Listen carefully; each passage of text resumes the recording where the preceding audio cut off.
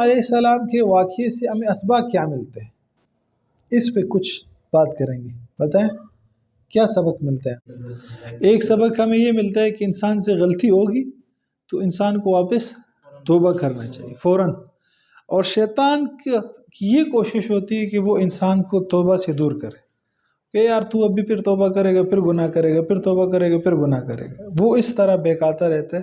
انسان کی یہ فطرت ہے کہ وہ بھولتا ہے، نسیان اس کا ایک مرض ہے، وہ بھول جاتا ہے. آدم علیہ السلام بھی بھول گئے تھے کہ یار اس درخت سے منع کیا گیا. پھر شیطان نے قسمیں بھی کھائی تھی کہ اللہ کی قسم یہ کھا لو، اس سے فائدہ ہوگا، آپ ہمیشہ یہاں رہو گے. اور بی بی ہوا کو پہلے کہا تو اس نے بھی کہا اچھا یار یہ تو اللہ کی قسم کہا رہا ہے، یعنی دھوکہ ان کے ذہن میں نہیں تھا کہ یہ دھوکہ بھی دے سکتا ہے. تو توبہ ہو جائے فوراً کیا کرنا، گناہ ہو جائے فوراً توبہ کرنا. آج کل جو گیم چل رہا ہے نا، جو مسلمانوں کو دین سے دور کیا جا رہا ہے اور پوری شیطانی قوت لگی ہوئی ہے، اس وقت سے لے کر آج تک جو شیطان کے چیلے شیطانی قوت لگی ہوئی ہے، ان کی کیا کوشش ہے؟ وہ چاہتے ہیں کہ بنی آدم جتنے مسلمان ہیں یہ گنہگار تو ہے، یہ تو ہو ہی نہیں سکتا کہ گناہ نہ کرے، گنہگار تو ہے. ان کو خطائین سے یعنی خطا کاروں سے نکال کے مجاہر بنایا جائے. مجاہر کہتے ہیں اعلانیہ گناہ کرنے والے کو. یہ محنت چل رہی ہے. یہ محنت نہیں چل رہی ہے کہ بھائی گناہ کر لے انسان، محنت یہ چل رہی ہے کہ گناہ تو یہ کر رہا ہے، اب اعلانیہ گناہ کرے. یہ محنت ابھی زور و شور پکڑ رہی ہے کیونکہ آخری زمانہ ہے.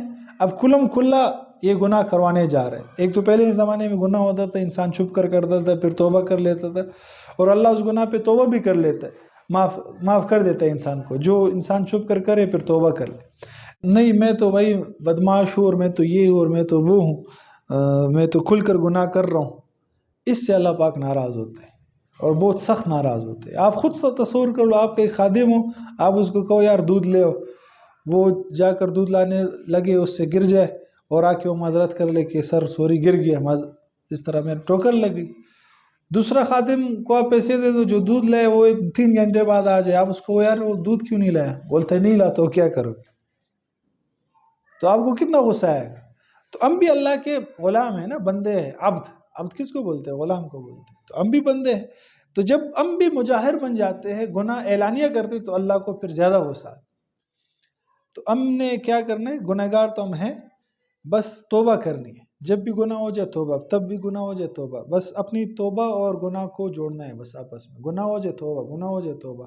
اپنی توبہ کو زیادہ ڈیلے نہیں کرنا یار کہ رات کو کر لوں گا، کل کر لوں گا. فوراً ندامت کرنی چاہیے. ایک سبق تو ہمیں یہ ملتا ہے. دوسرا، کل میں نے اس کی طرف اشارہ بھی دیا تھا کہ زمین پر بھی پہلا گناہ ہوا ہے اور آسمان میں بھی پہلا گناہ ہوا ہے، وہ حسد ہے. حسد کا گناہ کیا ہے شیطان نے آسمانوں میں انسان سے، آدم علیہ السلام سے حسد کیا، اور دنیا میں قابیل نے حابیل سے کیا. تو اس کا مطلب یہ ہے کہ حسد بہت ہی سنگین گناہ ہے، جس کی وجہ سے انسان بہت بڑے بڑے گناہ، اور حسد کی وجہ سے شیطان نے تکبر کیا، اور حسد کی وجہ سے قابیل نے قتل کر دیا. تو گویا یہ حسد لوگوں کو مزید گناہوں پہ اکساتا ہے. جب بھی انسان، اچھا حسد کا علاج کیا ہے؟ ایک کتاب ریکمینڈ کرتا ہوں بھائی لازمی پڑھے، بلکہ 2 کتابیں ہیں. ایک ہے تبلیغ دین، امام غزالی رحمۃ اللہ علیہ کی ہے، اور ایک ہے دل کی دنیا، مفتی شفیع رحمۃ اللہ علیہ کی.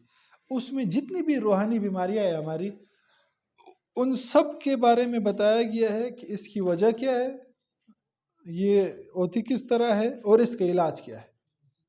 دل کی دنیا، دل کی دنیا مختصر ہے، مفتی شفیع صاحب کی ہے، اور امام غزالی کی جو ہے وہ تبلیغ دین ہے، وہ ذرا تفصیل سے. یہ 2 کتابیں کوشش کر لے کہ لازمی، اگر آپ چاہتے ہیں کہ آپ کی روحانی بیماریاں ختم ہو جائے اور آپ کے اندرون میں جو تکبر ہے، حسد ہے، کینہ ہے، بغض ہے، جھوٹ ہے، بزدلی ہے، یہ ساری ختم ہو جائے، تو یہ کیا کرے؟ یہ 2 کتابیں خرید کر اس کو پڑھ لیں. انشاءاللہ لے لیں گے ماشاءاللہ. اچھا، اور بتائیں اور کیا سبق ہمیں ملتا ہے؟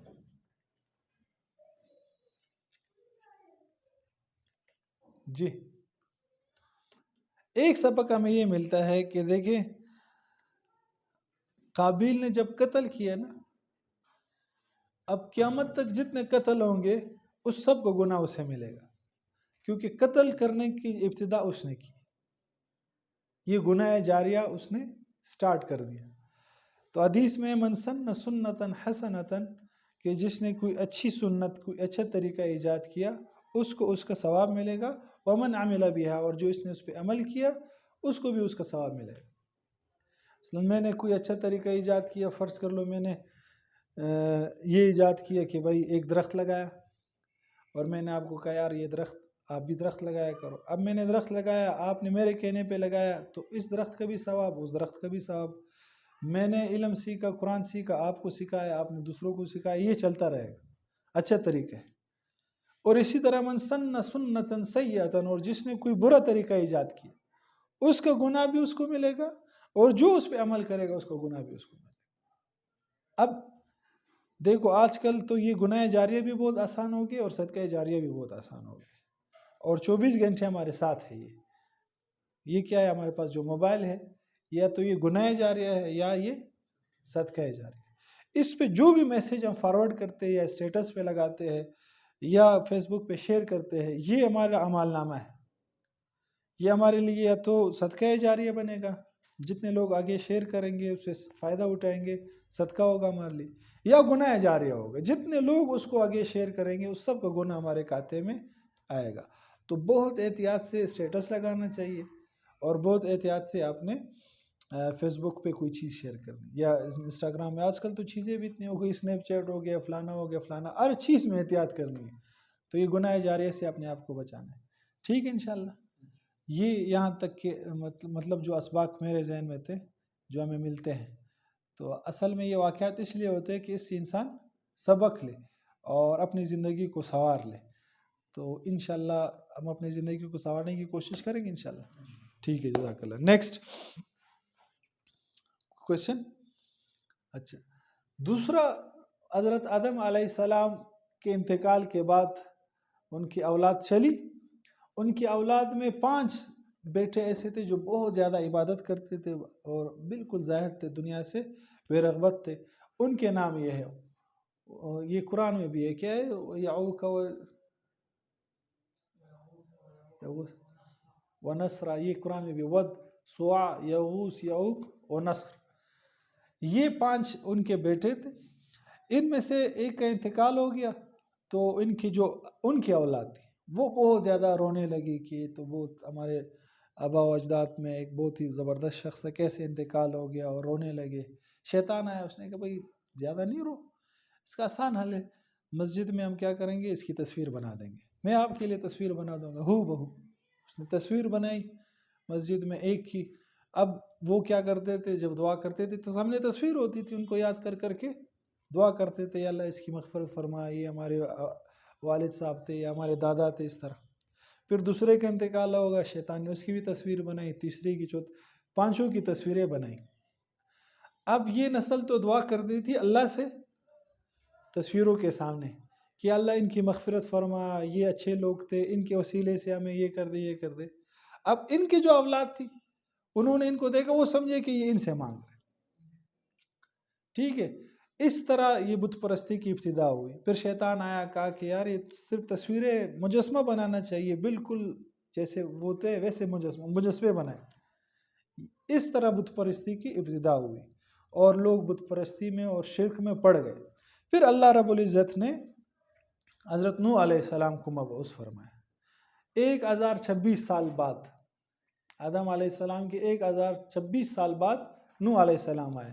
نوح علیہ السلام کو جب بعثت یعنی نبی بنایا گیا تو ایک روایت میں اس کی عمر 50 سال تھی، ایک روایت میں اس کی عمر 350 سال تھی، اور ایک روایت میں ان کی عمر 450 سال تھی۔ اچھا، نوح علیہ السلام نے 950 سال تک دعوت دی، لوگوں کو اپنے دین کی، اسلام کی طرف بلایا۔ نتیجہ کیا نکلا؟ 80 یا 82 لوگوں نے ایمان قبول کیا، ان کی دعوت پہ آمین کہا. اور کیا نام ہے، اچھا کیا جب نوح علیہ السلام دعوت دیتے تھے تو وہ کیا کرتے تھے؟ اپنے کانوں میں انگلیاں ڈال دیتے تھے اور اپنے چہروں کو چھپا کر رکھتے تھے. ادھر بیٹھ جو آ جائے گی. ٹھیک ہے. اچھا یہ ہوتا رہا. پھر انہوں نے کیا کیا، نوح علیہ السلام پر جو ایمان لانے والے تھے وہ غریب لوگ تھے اور جو دوسرے تھے وہ مالدار تھے. انہوں نے کہا کہ بھائی ہم تو ان کے ساتھ نہیں بیٹھیں گے. اگر آپ واقعی نبی ہے اور آپ چاہتے ہیں کہ ہم بھی ایمان لائے تو ان کو بھگاؤ، ان کو نکالو، ہم پھر آپ کے ساتھ آئیں گے. یہ انہوں نے مطالبہ کیا. 950 سال تک نوح علیہ السلام مسلسل دعوت دیتے رہے اور ان کی طرف سے توہین امیز لہجے میں دھمکیاں، چیلنجز کہ عذاب لاؤ، تم کیا مذاق اڑاتے تھے. اور نوح علیہ السلام کی جو گھر والی تھی ان کا نام واعلہ یا والیہ، یہ دونوں نام آتے ہیں. یہ ان کی گھر والی بھی کیا تھی؟ وہ بھی مشرک تھی. وہ خیانت کیا کرتی تھی؟ قرآن میں بھی اس کا ہے کہ لوط علیہ السلام اور نوح علیہ السلام کی گھر والی انہوں نے خیانت کی. حفیظ صاحب آپ کا امتحان بھی ہے ڈاکٹر. فخانتا اس طرح کا ہے کہ انہوں نے خیانت کی. اب اس خیانت سے بعض لوگوں نے یہ کیا کہ توبہ نعوذ باللہ انہوں نے کوئی زنا کیا یا فحاشی کی. نہیں، فحاشی نہیں کی کیونکہ وہ نبی کی گھر والی تھی. ٹھیک ہے، فحاشی یا زنا نہیں کیا. خیانت کیا کی انہوں نے کہ وہ کیا کرتے، جب کوئی ایمان لے آتا نوح علیہ السلام پہ تو وہ اس کی بیوی جا کر جو قوم کے ظالم جابر لوگ تھے ان کو اطلاع دے دیتی کہ فلانا شخص وہ ایمان لے آئے، اس کو پکڑو. وہ پھر اس کو مارتے تھے، تنگ کرتے تھے یا بہکاتے تھے کہ چھوڑو، دولت کا لالچ دیتے تھے. اس طرح وہ خیانت کرتی تھی. اچھا، اور لوط علیہ السلام کی جو بیوی تھی وہ پھر کیا کرتی تھی، وہ ان کے پاس جب کوئی مہمان آ جاتا تو وہ جا کر لوگوں کو بتاتی تھی. اچھا خیر، یہ پھر کیا ہوا، اس نے اپنے جو نوح علیہ السلام کی بیوی تھی واعلہ، اس نے اپنے بیٹے کو بھی بہکایا. اس کا نام تھا کنعان. اس کو بھی بہکایا اور اپنے ساتھ شامل کر دیا اور دین اسلام سے ہٹا دیا. اور پھر کہا کہ نوح علیہ السلام سے مطالبہ کیا کہ آپ کی مدد، آپ کہتے ہو میں اللہ کا نبی ہوں اور اللہ کا رسول ہوں، تو اللہ آپ کی مدد نہیں کرتے کیا؟ کب کریں گے اللہ آپ کی مدد؟ انہوں نے کہا اللہ میری مدد کریں گے. انہوں نے کہا کب کریں گے؟ لے آؤ عذاب، لے آؤ جو لانا چاہتے ہو لے آؤ. تو نوح علیہ السلام نے کہا کہ جب تنور سے، زمین سے پانی ابلنے لگے گا، قرآن میں بھی وفارت تنور اس طرح کے الفاظ ہے، آگے پیچھے مجھے یاد نہیں. ٹھیک ہے، تو وہاں زمین سے جب پانی نکلے گا تب اللہ میری مدد کریں گے. یہ ہوا. اچھا ایک دن کیا تھا، ایک بوڑھے بابا جا رہے تھے اور کندھے پہ اپنے ایک پوتے کو سوار کیا تھا. تو نوح علیہ السلام عبادت کر رہے تھے، سجدے میں تھے. اس بوڑھے نے اپنے پوتے سے کہا کہ یہ شخص جو نظر آ رہا ہے نا، اس سے خیال کر رہا، یہ خیال کرو کہ اس کی باتوں میں نہیں آنا. اگر اس کی باتوں میں آ گئے تو بس پھر یہ آپ کو بہکا دے گا اور یہ آپ کو آپ کے آبا و اجداد کے دین سے ہٹا دے گا. تو اس نے کہا اچھا یہ اس طرح کا بندے بولتے ہیں. ہاں بولتے تو یہ ابھی تک زندہ کیوں ہے؟ اس نے کہا تو ہم کیا کر سکتے. اس نے کہا مجھے اتارو، میں بتاتا ہوں کیا کرنا. اس نے جب اس کو اتارا، اس نے پتھر اٹھایا، نوح علیہ السلام کو مارا. نوح علیہ السلام نے جب یہ دیکھا کہ اب تو یہ لوگ جو پچھلی نسل تھی وہ تو صرف کانوں میں انگلیاں ڈالتے تھے اور منہ چھپا کے چلے جاتے تھے، صرف باتوں تک کی بات تھی. اب تو اس ظالم کے بچے نے پتھر مارنے شروع کر دیے اور اس طرح توہین امیز لہجے میں اور قتل تک یہ بات آ گئی. تو پھر نوح علیہ السلام نے دعا کی، رب لا تذر علی الارض، سورہ نوح، ہاں کہ زمین پہ کوئی بھی آپ وہ نہ چھوڑے، ان کا کوئی بھی بندہ نہ چھوڑے. پھر اللہ رب العزت نے نوح علیہ السلام کو حکم دیا کہ وہ کشتی بنائے. پھر نوح علیہ السلام نے کشتی بنائی جو کہ 600 گز چھوڑی تھی اور 1200 گز لمبی تھی اور اس کی 3 منزل تھی. اب پہلی منزل پہ جتنے بھی فالتو جانور ہوتے ہیں اور جنگلی جانور تھے ان کے ایک ایک جوڑے کو رکھا، اور درمیان کی جو منزل تھی دوسری منزل میں اس میں سارے انسان تھے نوح علیہ السلام کے ساتھ، اور جو آخری 3rd منزل تھی اس میں کون تھے؟ پرندے تھے، یہ اس طرح. اور پانی بہنا شروع ہو گیا، اوپر سے بھی پانی بہ رہے، نیچے سے بھی پانی، اتنا پانی بہا کہ نوح علیہ السلام کو جو بیٹا کنعان تھا، نوح علیہ السلام کو معلوم نہیں تھا کہ یہ ایمان نہیں لایا ہے، اور وہ اصل میں منافق تھا. نوح علیہ السلام کے سامنے کچھ اور پیش کرتا تھا اپنے آپ کو، اور اپنے جو دوسرے قوم تھے ان کے سامنے کچھ اور اپنے آپ کو پیش کرتا تھا. تو نوح علیہ السلام نے اللہ سے دعا بھی کی، یا اللہ یہ میرا بیٹا ہے، اس کو بچا. اللہ نے کہا لیس من اہلک، یہ آپ کے اہل میں سے نہیں ہے، یہ کافروں کے ساتھ ہے، یہ مشرکین کے ساتھ ہے. پھر نوح علیہ السلام نے ان سے کہا کہ آ جاؤ اس کشتی میں بیٹھ جاؤ تو بچ جاؤ گے. اس نے کہا کہ بھائی میں تو نہیں آؤں گا، اور میں تو اس پہاڑی پہ چڑھ جاؤں گا، اس پہاڑی پہ جب میں چڑھوں گا تو میں بچ جاؤں گا. تو قرآن میں ہے کہ لا عاصم اليوم، کہ آج کوئی پہاڑی وغیرہ کوئی کسی کو نہیں بچا سکتے، صرف اللہ کا امر بچا سکتے اور کوئی نہیں بچا سکتے. تو پانی با کا کہ ایک اس میں ہے کہ پوری دنیا میں پانی آیا، اور ایک میں کہ نوح علیہ السلام جا رہے تھے ان کی قوم وہاں پانی آیا. اب واللہ عالم، لیکن یہ لوجک بھی ہے کہ دیکھو دنیا کے 3 حصے پانی ہے، 1 حصہ خشکی ہے، تو لگتا ہے کہ پوری دنیا میں پانی آیا تھا، اتنا پانی آیا تھا.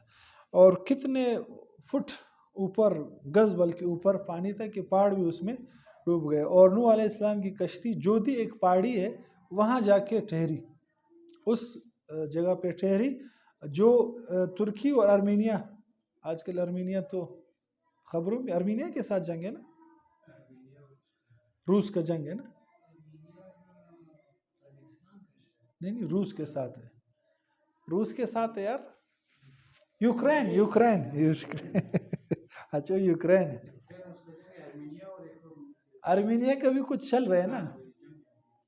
خیر ارمینیا کا بھی کچھ ہے، ارمینیا اور ترکی کا جو بارڈر ہے وہاں یہ جودی ارارت پہاڑ ہے ایک، اس کی جو چوٹی ہے اس کا نام تھا جودی. وہاں کشتی رکی کتنے دن بعد، کہاں ہے گیا، 150 دن بعد. 150 دن بعد یہ جب وہاں رکی، پھر نوح علیہ السلام وہاں سے اترے، جتنے لوگ بچے تھے. سمانین نامی بستی کا آپ نوح علیہ السلام نے قیام کیا، وہاں لوگوں کو بسایا. سمانین عربی میں 80 کو کہتے ہیں، تو اس سے یہ بھی لگتا ہے کہ 80 لوگ بچ گئے تھے. اور اس کشتی میں آپ کے 3 بیٹے جنہوں نے آپ پر ایمان لایا اور آپ کے ساتھ ہو گئے، وہ 3 بیٹے سام، حام اور یافس. سام اس کی اولاد عرب، فارس اور روم، ہم لوگ سام کی اولاد میں سے. فارس اور روم یورپین کنٹریز یہ سارے سام کی اولاد میں سے. حام کی اولاد افریقہ، مصر، بربر کے جو لوگ ہیں افریقن، یہ حام کی اولاد میں سے. یافس یہ چین، ترک، تاجکستان، ترکستان، یہ سارے یاجوج ماجوج یہ یافس کی اولاد میں سے. ان 3 سے پھر اللہ پاک نے آگے نسل چلائی، اور آخر نوح علیہ السلام کا انتقال 1780 میں ہوا. اور آپ کی قبر ایک روایت میں کہ مسجد حرام میں، اور ایک روایت میں کہ بقاع شہر میں ہے. اب یہ بقاع شہر کس ملک میں آ رہا ہے یہ ایگزیکٹ آج کے دور میں کا یہ معلوم نہیں. ٹھیک ہے، اس طرح نوح علیہ السلام کا واقعہ ختم ہوا. اب یہ بتایا کہ نوح علیہ السلام کے واقعے سے ہمیں اسباق کیا ملتے ہیں، سبق کیا ملتے ہیں.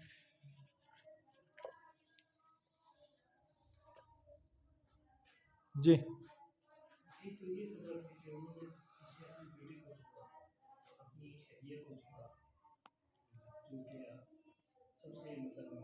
قریبی رشتے ہیں. ایک تو یہ سبق ملتا ہے کہ دین کی خاطر آپ کچھ بھی قربانی دینے کے لیے آپ کو اپنے آپ کو تیار کرنا چاہیے.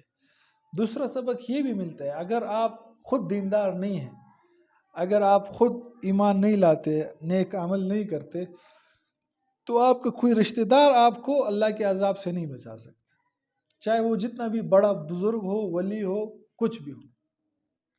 اب یہ تو نوح علیہ السلام کا بیٹا اور گھر والی قریبی رشتہ دار ہے، لیکن نوح علیہ السلام پیغمبر ہے، وہ ان کو نہیں بچا سکے.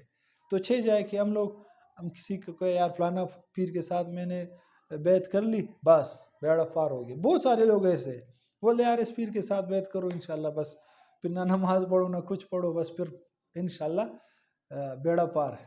تو یہ غلط فہمی انسان کو دور کرنی ہے. نیک اعمال، والعصر ان الانسان لفی خسر الا الذین آمنوا وعملوا الصالحات، کہ نیک لوگ جو ایمان لائے اور نیک اعمال کرے، وہ خسارے سے نکلے ہوئے۔ یہ نہیں کہ اگر صرف یہ ہوتا کہ بھائی ایمان لائے بس اور بیعت کر لے فلانا بزرگ پہ تو پھر سب بیعت کر لیتے۔ بیعت کرنی چاہیے اپنی اصلاح کے لیے، بہت اچھی چیز ہے، انسان کے اندرونی جو بیماریاں ہے وہ ختم ہو جاتی ہے۔ لیکن آج کل لوگوں نے بیعت کو اللہ معاف کرے ایک رسم و رواج بنا دیا، پیری مریدی کو بس کھانے پینے کے سسٹم بنا دیا، اس سے انسان کو بچنا چاہیے۔ دوسرا سبق یہ ہوا۔ تیسرا سبق یہ کہ وہ ان لوگوں نے اپنے مال پہ فخر کیا کہ ہم مالدار ہیں اور یہ جو غریب لوگ ہیں اس کو آپ نکالو پھر ہم ایمان لائیں گے۔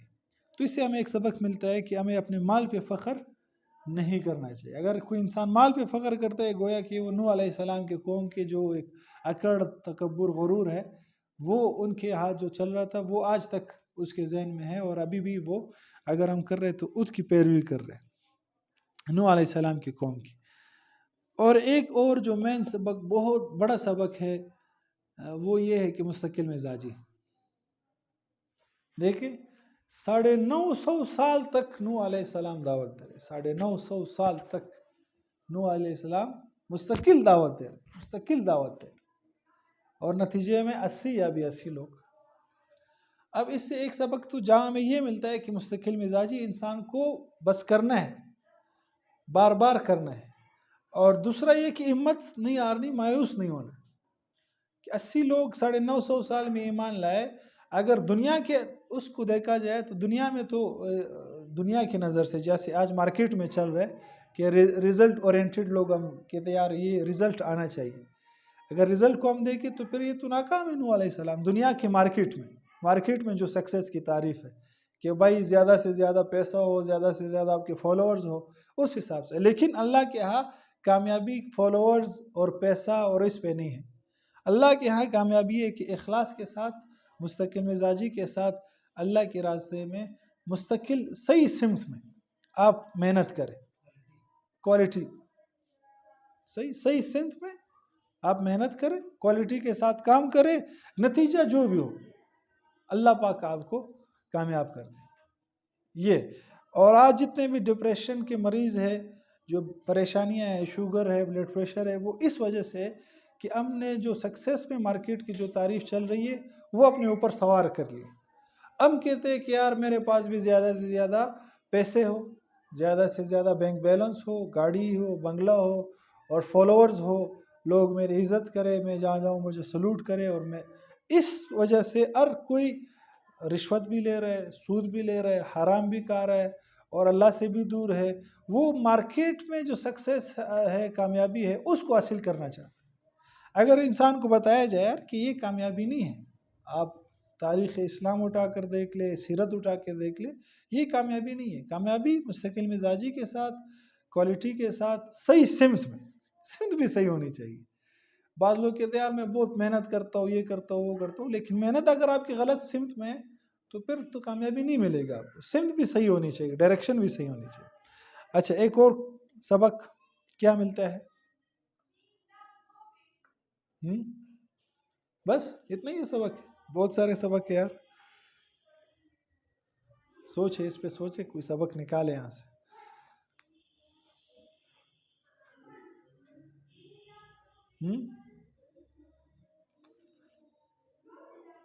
نوح علیہ السلام ترکان تھے، کارپینٹر یعنی لکڑی کا کام جانتے تھے، ہنر جانتے تھے۔ آدم علیہ السلام لوہے کا کام جانتے تھے، کھیتی باڑی کرتے تھے۔ تو اس سے ہمیں یہ سبق ملا کہ ہمیں بھی کوئی نہ کوئی ہنر آنا چاہیے۔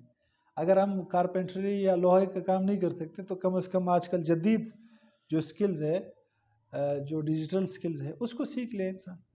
اگر میں یہ کہوں یار کہ میں تو ابھی عمر میری گزر گئی، میں تو ابھی کہاں جا کے چھوٹو بن کے میں وہ کام سیکھ لوں، آپ ڈیجی سکل سیکھ لیں، ڈیجیٹل سکلز ہے جو جدید دور۔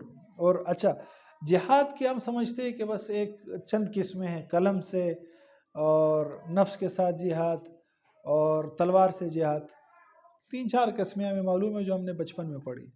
جہاد کے 44 طریقے ہیں، میرے پاس کتاب ہے، آج ہی میری نظر اس پہ پڑی، 44 طریقے ہیں جہاد کی۔ اور آج کل جدید طریقے میں اگر کوئی انسان صحیح معنوں میں ٹیکنالوجی کا علم حاصل کرے اور ٹیکنالوجی میں اپنے دشمن کو مات دے دے تو یہ سب سے بڑا جہاد ہے۔ جہاد اکبر کے بعد، جہاد اکبر تو نفس ہے جہاد، اس کے بعد جو ضرورت ہے جہاد کی، وقت ہے، وہ یہ ہے کہ ٹیکنالوجی میں انسان اپنے آپ کو اتنا ماہر کرے کہ دشمن کو وہ زیر کر سکے۔ تو ہمیں بھی کوئی نہ کوئی ہنر سیکھنا چاہیے، انبیاء کی سنتوں سے ہمیں یہ پتہ چلتا ہے۔ اچھا، ایک یہ کہ دیکھو 3 منزلہ کشتی بنائی، ہر پرندے الگ، جانور الگ، انسان الگ۔ اس سے ہمیں یہ سبق ملتا ہے کہ بھائی پلاننگ کرنی چاہیے زندگی میں، ایسے نہیں الٹپ بس زندگی گزار رہے۔ اب نوح علیہ السلام یہ بھی کر سکتے تھے، سب کو ایک ہی کشتی میں ایک ہی منزل میں رکھ لیتے تھے، لیکن انہوں نے یہ بنایا اس لیے تاکہ ہمیں تعلیم ہو، کہ امت کو تعلیم ہو کہ بھائی آپ کیا کریں، پلاننگ کے ساتھ زندگی گزارے، ہر چیز کے لیے اپنا وقت متعین کرے، کھانے کے لیے، پینے کے لیے، جاگنے کے لیے، محنت کے لیے، مزدوری کے لیے، ایکسرسائز کے لیے، تب آپ کی زندگی بیلنس ہوگی اور تب آپ کی زندگی میں کامیابی آئے گی۔ اچھا، ایک اور سبق جو ہمیں ملتا ہے، دیکھو نوح علیہ السلام کی جو بیوی تھی وائلہ، اس نے اپنے بیٹے کو بہکایا، راہ راست سے ہٹایا۔ تو اس سے یہ پتہ چلتا ہے کہ والدہ، ماں، اس کا بچوں کی تربیت پہ بہت بڑا کردار ہے۔ اگر وہ ٹھیک ہو جائے تو بچے بھی ٹھیک ہوں گے، اگر وہ خراب ہو جائے تو بچے بھی خراب ہوں گے۔ 80% 90% یہ چانس ہے۔ تو جن کی شادی ہو چکی ہے وہ بچوں کی تربیت سے زیادہ اپنی گھر والی کی تربیت کی فکر کرے، اور جن کی شادی نہیں ہوئی وہ اپنی شادی کے انتخاب میں کسی ایسی عورت کا، ایسی لڑکی کا انتخاب کرے جو اس کی ویژن کے ساتھ میچ کرتی ہو، اور وہ یہ سمجھے یار یہ لڑکی میرے بچوں کی صحیح ماں بن سکتی، اور پھر اپنے گھر والوں سے بات کرے یار کہ یہ لڑکی ہے اور اس وجہ سے میں اس کو چاہتا ہوں، اور میں چاہتا ہوں کہ اس کے ساتھ میرا نکاح ہو جائے۔ اور ہم کیا کرتے ہیں، ہم حسن و جمال کو دیکھتے ہیں، پیسوں کو دیکھتے ہیں۔ جو قابل نے بھی دیکھا تھا نا، اس نے کہا تھا کہ یہ لوزا جو ہے یہ زیادہ حسن جمال میں زیادہ ہے اور اقلیمیہ جو ہے یہ کم ہے، میں اس سے نکاح نہیں کروں گا، اس سے کروں۔ تو گویا جو حسن جمال کو دیکھتے وہ قابل کا ایک روش اختیار کر رہے۔ تو اپنے اولاد کی تربیت کرنی چاہیے، اور اس کے لیے ایک گروپ کا لنک ہے، اگر آپ چاہتے ہیں تو میں آپ کو سینڈ کر دوں گا۔ رمضان کا انہوں نے ایک کورس شروع کیا ہے بچوں کے لیے، بہت زبردست ایکٹیویٹیز ہے اس میں، آج اس کا پہلا دن تھا، تو اگر آپ چاہتے ہو تو لنک میں سینڈ کر دیتا ہوں۔ آپ چاہتے ہیں عمل بھی کریں گے یا نہیں؟ اچھا، تو یہ ہے بھائی، یہ اسباق ہمیں ملے نوح علیہ السلام کے